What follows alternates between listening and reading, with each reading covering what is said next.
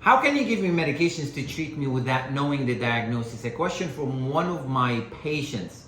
And the answer is sometimes we treat the symptoms before we diagnose the patients. It could take time before we diagnose the patient, or sometimes we can even give the patient a specific diagnosis because the patient comes to us with multiple symptoms or vague symptoms that we cannot put it in one diagnosis. I always say that the patient is not a book that we read or is not a computer that we log in and find out the disease. So at times patients come to us with multiple symptoms or with vague symptoms that we cannot give a specific diagnosis for it. So in this situation, we treat the symptoms so the patient can get comfortable until it gives us time so we can find the diagnosis, and even at times we do not find the diagnosis.